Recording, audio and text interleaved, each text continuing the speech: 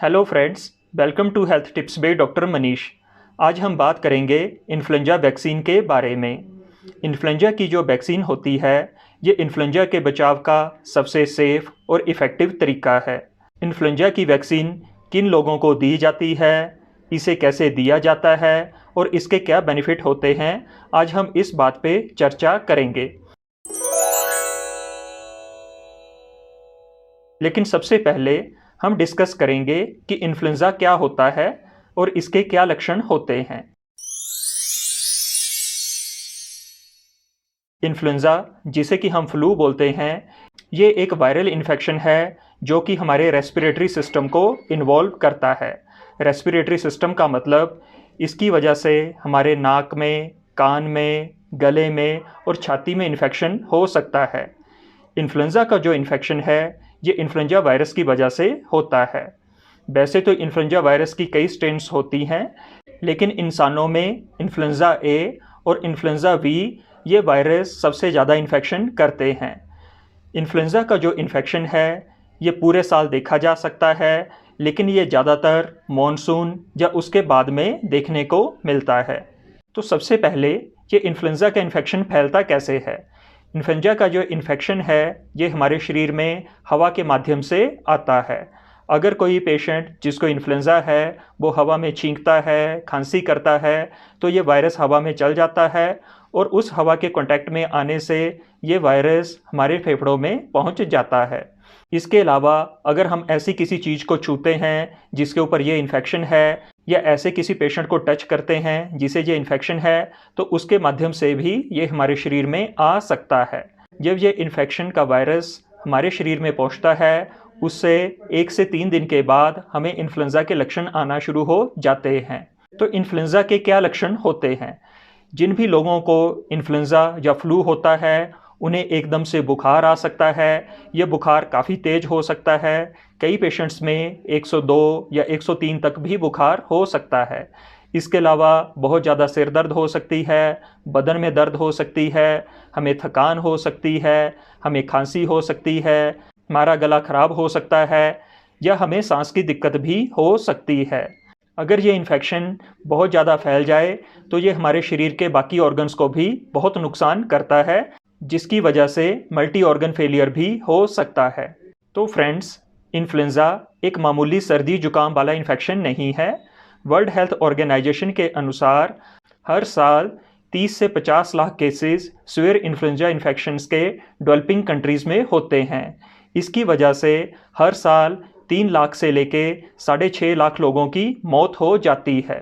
और ऐसा देखा गया है, जिन लोगों की इन्फ्लुएंजा की वजह से डेथ होती है, उनमें से 90% लोग 65 साल या इससे ऊपर की एज के होते हैं।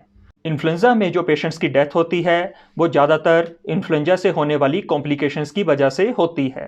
तो इन्फ्लुएंजा की वजह से क्या कॉम्प्लिकेशंस हो सकती हैं। इन्फ्लुएंजा की वजह से हमारे फेफड़ों में निमोनिया हो सकता है, हमें एकदम सांस की दिक्कत हो सकती है, हमारी ऑक्सीजन की सैचुरेशन एकदम कम जा सकती है। इस कंडीशन को ARDS बोलते हैं। इन्फ्लुएंजा की वजह से हमारे कानों में इन्फेक्शन हो सकता है और हमें साइनस का इन्फेक्शन भी हो सकता है। इन्फ्लुएंजा हमारे दिमाग में इन्फेक्शन कर सकता है। इन्फ्लुएंजा की वजह से हमारे हार्ट में इन्फेक्शन हो सकता है, हमारी किडनियों में इन्फेक्शन हो सकता है। जो लोग अभी अभी इन्फ्लुएंजा से ठीक हो चुके होते हैं, उन्हें लंबे समय तक डिप्रेशन भी हो सकता है। वैसे तो ये कॉम्प्लिकेशंस किसी भी एज ग्रुप में देखी जा सकती हैं, लेकिन जिन बच्चों की उम्र 5 साल से कम है, लेकिन इनमें भी अगर बच्चों की उम्र 2 साल से कम है, इनमें सबसे ज़्यादा कॉम्प्लिकेशन होने के चांसेस रहते हैं।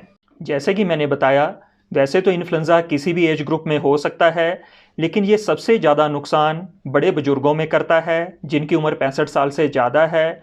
उन बच्चों में बहुत नुकसान होता है जिनकी उम्र 2 साल से कम है। इनके अलावा प्रेग्नेंट लेडीज़ में भी इन्फ्लुएंजा बहुत नुकसान कर सकता है। बहुत सारे पेशेंट्स जिनको हार्ट की प्रॉब्लम है, चाहे उनको पहले हार्ट अटैक हो रखा है या हार्ट फेलियर की शिकायत है, ऐसे लोग जिनको सांस की प्रॉब्लम है, जिनको अस्थमा की शिकायत है या COPD की प्रॉब्लम है, बहुत सारे पेशेंट्स जिनको किडनियों की प्रॉब्लम है, जिनको रीनल फेलियर है, जिनकी इम्यूनिटी कम है, जैसे कि डायबिटिक पेशेंट्स, वो पेशेंट्स जिनको HIV का इन्फेक्शन है, जिनको गठिए की शिकायत है जैसे कि रोमेटॉइड आर्थराइटिस। इसके अलावा वो पेशेंट्स जो लंबे समय से स्टेरॉयड की मेडिसिन्स ले रहे हैं, ऐसे पेशेंट्स में भी इन्फ्लुएंजा का बहुत नुकसान हो सकता है। इन्फ्लुएंजा से हम अपना बचाव कैसे करें? तो सबसे पहले जिस वजह से हमें इन्फ्लुएंजा हो सकता है, हमें उस सोर्स से अपना बचाव करना है। दूसरा, हमें अगर इन्फ्लुएंजा हो गया है तो हमें इसका ट्रीटमेंट करना है। तीसरा, हमें अपनी इम्यूनिटी को बढ़ाना है। हम इन्फ्लुएंजा से अपना बचाव कैसे करें? जब भी हम खांसते हैं या छींकते हैं, हम अपना नाक और मुंह को कवर करें। हम फ्रीक्वेंटली अपना हाथ साबुन से धोते रहें। अगर साबुन नहीं है तो हम सैनिटाइज़र का भी यूज़ कर सकते हैं। हम अपने हाथों से अपनी आँखें, मुंह और नाक को बार बार टच ना करें।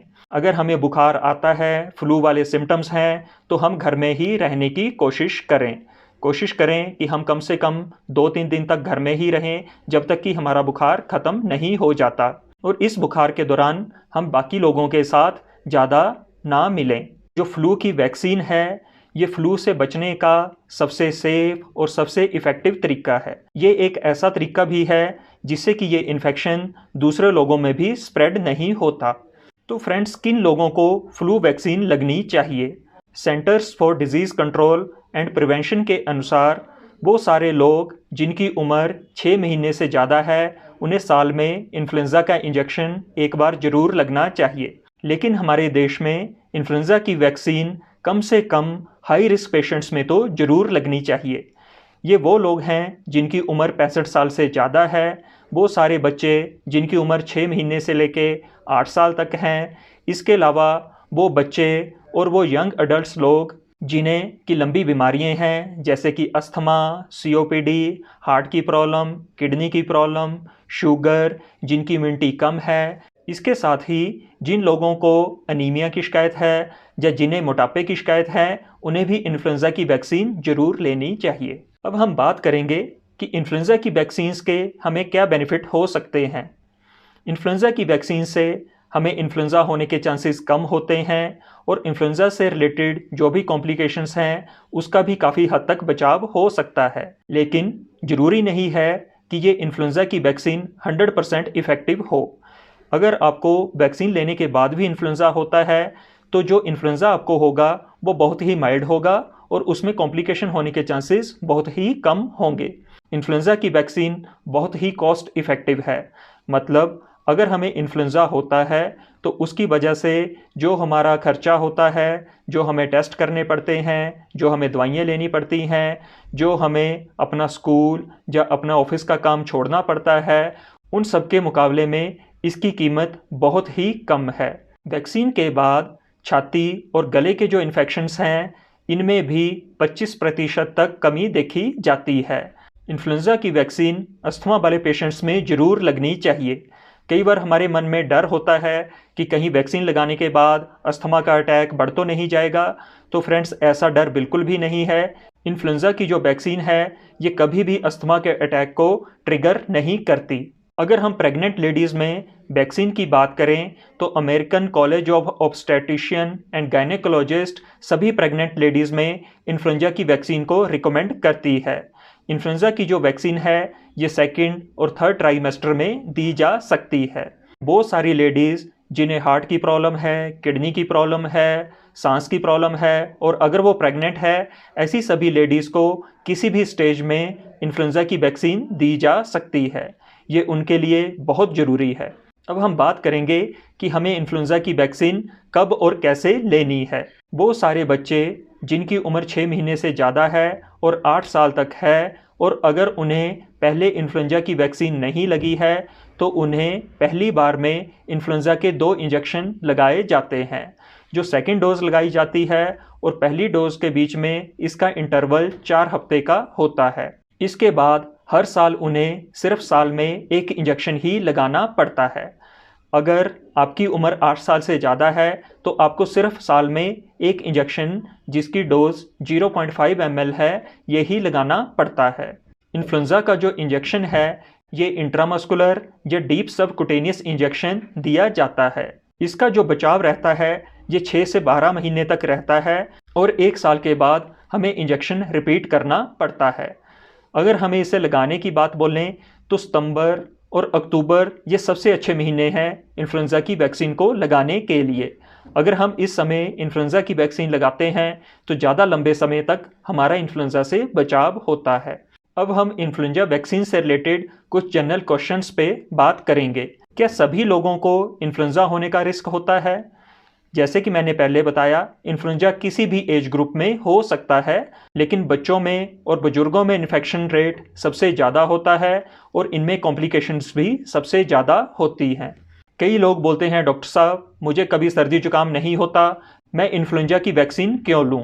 अगर आपको फ्लू के लक्षण नहीं भी हैं तब भी आपके शरीर में इन्फ्लुएंज़ा का इन्फेक्शन हो सकता है, और जब आप अपने घर जाते हैं तो ये इन्फेक्शन आप अपने बच्चों में या बड़े बुजुर्गों में भी ट्रांसफ़र कर सकते हैं। कई बार आप में ये इन्फेक्शन होता है लेकिन इसके लक्षण कुछ दिनों बाद दिखाई देते हैं। इस इन्फेक्शन से पहले का जो पीरियड है, इस दौरान आप कई लोगों में ये इन्फेक्शन ट्रांसफ़र कर सकते हैं। तो अगर आप इन्फ्लुएंज़ा की वैक्सीन लगाते हैं तो आप बाकी लोगों को इस इन्फेक्शन से बचा सकते हैं।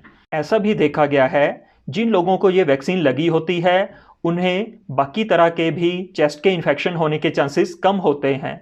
इनमें न्यूमोकोकल निमोनिया के चांसेस कम होते हैं, इन्हें कान के इन्फेक्शन होने के चांसेस भी कम होते हैं, इन्हें साइनस के इन्फेक्शन होने के चांसेस भी कम हो जाते हैं। इन्फ्लुएंज़ा की जो वैक्सीन्स होती हैं ये मेनली दो तरह की होती हैं। एक तो जिसे हम फ्लू शॉट्स बोलते हैं, इसमें किल्ड वायरस होता है जिसे कि हमें इंजेक्शन के माध्यम से लगाना पड़ता है। दूसरी जो वैक्सीन है ये नेज़ल स्प्रे फ्लू वैक्सीन होती है, ये लाइव वैक्सीन होती है। लेकिन ये जो नेज़ल स्प्रे वाली वैक्सीन है इसे हम 2 साल से कम वाले बच्चों को नहीं दे सकते, इनमें ज़्यादा साइड इफ़ेक्ट देखने को मिलते हैं। इस वैक्सीन को हम प्रेग्नेंट लेडीज़ में नहीं दे सकते। अगर हमारे पास चॉइस हो कि हम कौन सी वैक्सीन लगाएं तो फ्रेंड्स आप इंजेक्शन वाली वैक्सीन को ही प्रेफर करें। इन्फ्लुएंज़ा की वैक्सीन्स के कुछ साइड इफ़ेक्ट्स भी हो सकते हैं। इन्फ्लुएंज़ा की वैक्सीन के जो ज़्यादातर साइड इफ़ेक्ट्स हैं वो माइल्ड हैं और ज़्यादातर 1-2 दिन में ठीक हो जाते हैं। ये साइड इफ़ेक्ट्स हैं जहाँ कि आपको इंजेक्शन लगा है वहाँ रेडनेस हो सकती है, वहाँ कुछ स्वेलिंग आ सकती है, वहाँ पेन हो सकती है। इसके अलावा बहुत कम पेशेंट्स में बुखार हो सकता है, उन्हें शरीर में दर्दें हो सकती हैं, वो वीक फील कर सकते हैं। अगर ऐसे कोई लक्षण आपको आते हैं आप पैरासीटामोल ले सकते हैं या अपने डॉक्टर से डिस्कस कर सकते हैं। लेकिन एक चीज़ का ध्यान रखें, अगर आपको अंडों से एलर्जी है तब आप ये वैक्सीन ना लें। अब कई पेशेंट्स पूछते हैं, डॉक्टर साहब मैंने पिछले साल इन्फ्लुएंज़ा की वैक्सीन ली थी, मुझे हर साल वैक्सीन क्यों लेनी है? तो फ्रेंड्स ये जो इन्फ्लुएंज़ा का वायरस होता है इसकी जो स्ट्रेन्स हैं ये हर साल चेंज होती रहती हैं। तो हर साल नई स्ट्रेन्स आती हैं जो कि हमें इन्फेक्ट कर सकती हैं।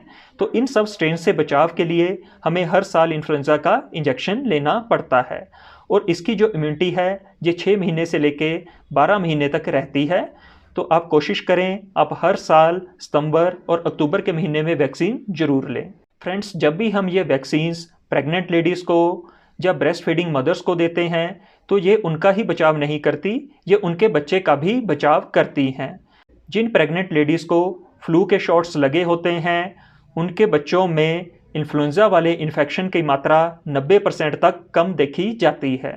अगर हम इन्फ्लुएंज़ा से बचाव को समराइज़ करें तो सबसे पहले जिन लोगों को भी ऐसे लक्षण हैं उनसे अपना बचाव रखें, ऐसे लोगों के क्लोज कॉन्टैक्ट में ना आएँ।